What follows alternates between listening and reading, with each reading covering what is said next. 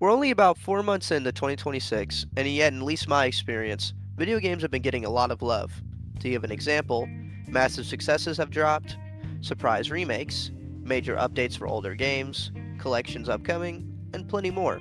However, a genre of game I don't see a whole lot covered is something I can only call WarioWare games.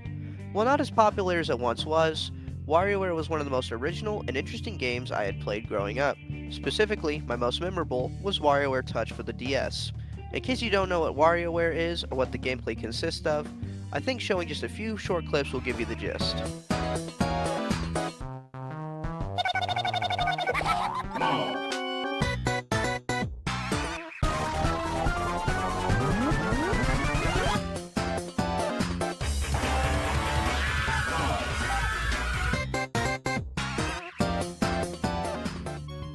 To be more detailed, it's fast-paced microgames that you complete in a quick succession with usually a catchy tune accompanying it.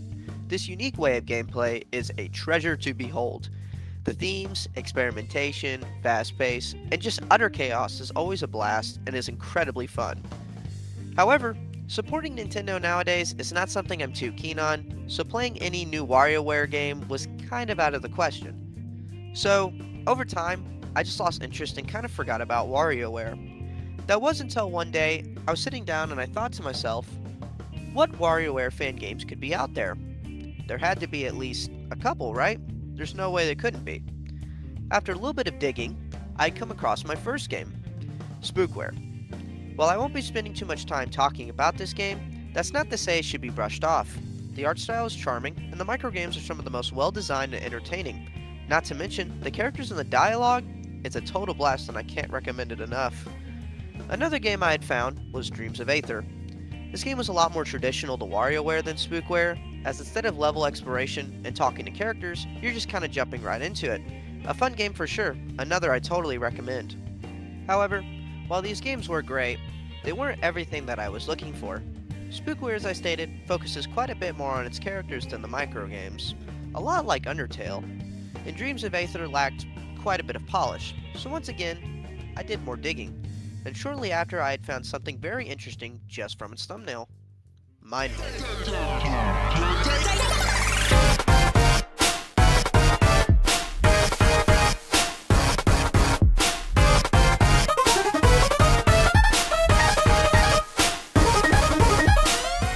Immediately upon just watching the trailer, I was hooked. Now you could say I had a little bias due to the art design, as I am a sucker for that Tumblr emo art style, but this game has a lot more in store than just its art design. The soundtrack is incredible, as well as the microgames are some of the most innovative I've seen yet. The characters, while I think are a little basic, have good depth and big potential. The story overall is quite captivating. Keep in mind, this is all in a demo too. The game is not even out yet. The potential here is incredible. But I'm getting way ahead of myself, so without wasting any more time, let me introduce you to Mindwave.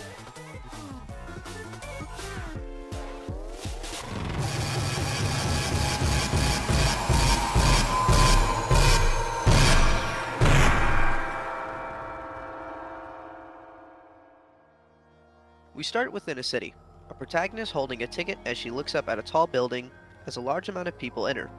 Inside, a speaker talks about a tournament known as Mindwave. After a long line wait and spacing out, our protagonist comes across a terminal known as the Mindscape Tower Tournament Entry System. Our protagonist then enters her ticket into the machine, which she is then prompted to, quote, insert the cable into your neural port. As so she does, the port being on the back of her neck. Quite strange. We learn that our protagonist's name is Pandora, as the machine displays quite a bit of personal information, before then a calibration sequence is initiated.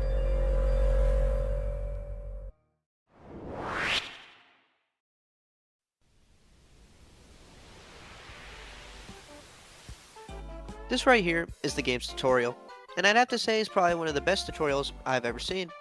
Not only is this animation amazing, but the games in here are fantastic too.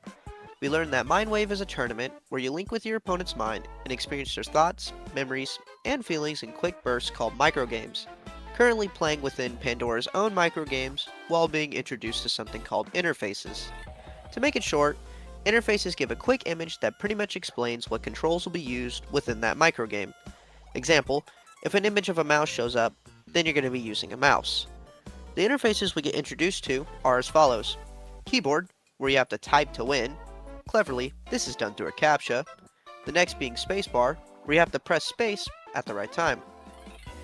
As a quick side note, this is by far my favorite microgame out of the demo.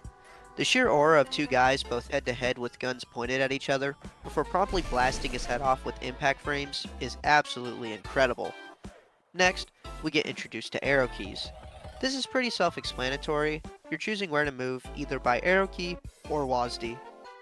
Interestingly, we also get introduced to combos, where interfaces will combine with each other, such as WASD and spacebar or WASD and mouse. A simple, but yet fun and challenging way to spice things up. And with that, we conclude the tutorial.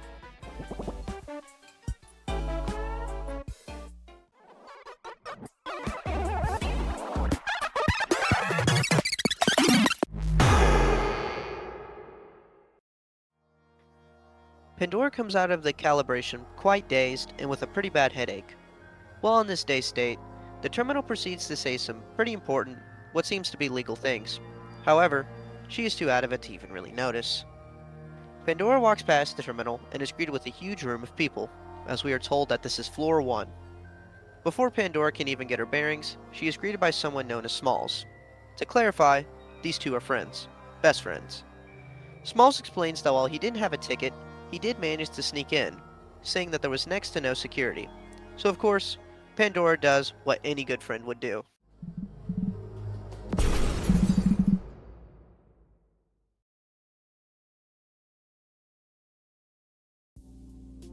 With a little bit of time on their hands, Smalls suggests to go meet some people. While Pandora refuses, rather she just wait for the game, Smalls suggests since Mindwave is about people's minds, talking would give quite the advantage, since they could possibly learn what minds they might be going up against. Pandora accepts, albeit reluctantly. It's pretty clear that Pandora isn't the most sociable. She's your average quiet teenager that wants to go about her day and stick with her comfort zone, while our friend Smalls is more outgoing and cocky. We get introduced to the lobby, where we can choose to either A, talk with some people till the game starts, or B, just skip this whole section. However, you're missing out on quite a bit skipping on the lobby parts. While I won't go over every character you can talk to in the lobby, there is a bit of world building and hints at character lore within these parts. I highly suggest you go and play this demo after this video and learn for yourself and talk to the characters. For the first character, I'll be picking this girl. Upon approaching, the conversation starts pretty great, with Pandora getting complimented on her outfit. We learn that the girl's name is Abby, a very joyful and happy character that seems to be all sunshine and rainbows, even wearing pajamas to the occasion. However, she says that it's only because she couldn't get a costume finished that her dad was supposed to help with, apparently him being too busy, and her mom saying that she wasn't going to win Mindwave anyway. But she doesn't let that take her down, as she says she's going to have a fun time anyway, whether or not she wins or loses. So, she snuck out and made her way to Mindwave. Pandora takes notice as she snuck out, as she doesn't really seem the type to do that, with her innocence and all. However, Abby explains that before she moved, her friend would ask her to do it all the time, and that they would go to the park at night and hang out. Adding on that Pandora reminds her of her friend a lot, even calling her Panda. Smalls exchanged his and Pandora's number to Abby, in case they lose at the first round. While Pandora is a little hesitant with Abby, she quickly warms up to her, and even suggests hanging out. And with that, they part ways. The next character we'll be focusing on is Roxy. Noted by Smalls that she's on the school's Mindwave varsity team. This is that world building I was talking about. Upon approaching Roxy, Pandora is pushed by Smalls to ask some advice for Mindwave. Roxy, while at first is a little hesitant to really say anything, does give in. Pandora asks if the headaches ever go away. However, Roxy seems more confused than anything, asking if Pandora is hydrated enough. Roxy does state that headaches can happen, but only in long term. Continuing off of this, Roxy gives a bit of info about the effect of Mindwave, stating that the experience is contingent to the headspace you're in.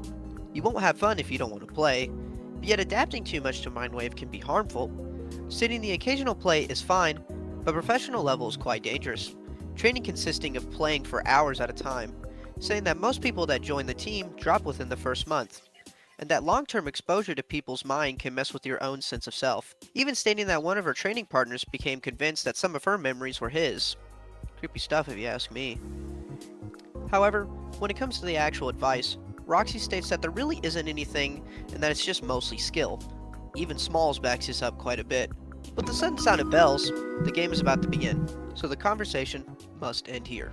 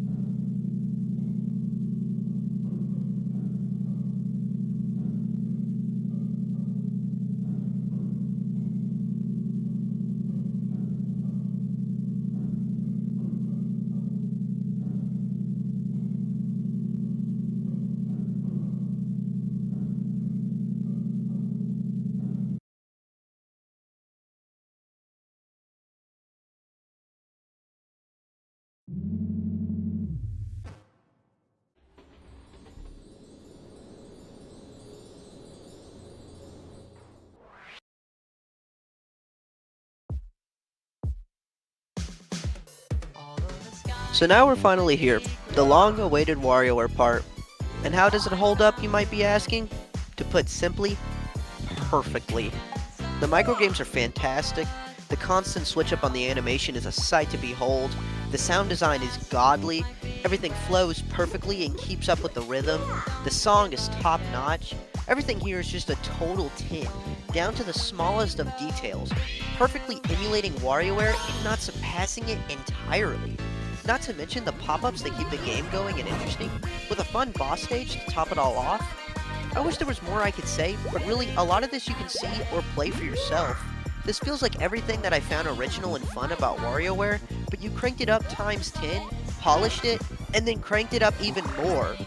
It makes me sad I only discovered this game after the Kickstarter, because by God, you know I would have donated a good amount with how much talent is in this.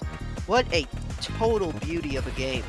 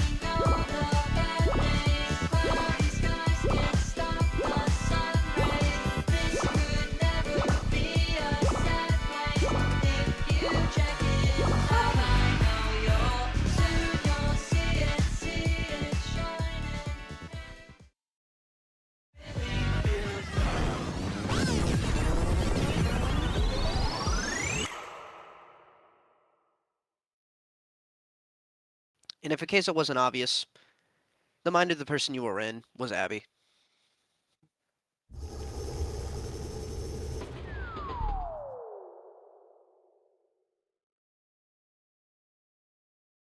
And that's about all the demo really has to offer. Of course there's the endless mode, but it's pretty self-explanatory, besides some more minigames that are exclusive to that mode, but I think you should go check that out for yourself. At the beginning of the video, I talked about how 2026 has been currently a great year for games, and while this demo is from 2025, and I'm not banking on this game getting finished this year. I think it's an easy show on how hopeful the road looks with future of games currently. And as for Mindwave right now, they've reached a funding amount of $440,000, meaning that all of the extra content that they were planning on is going to be added, such as a versus mode, DLC, B-side tracks, and more. And the last development update was of December 2025, talking about how the game's meta timeline system was pretty much finished, and that things are going smoothly. I wish the best of luck for the devs of this game, and you guys have my support every step of the way. Each and every one of you over there is completely talented, and even this demo has just been an absolute experience. Thank you. Thank you so much just for this demo. Oh my god. Bravo. Bravo. And well, that's really all I've got.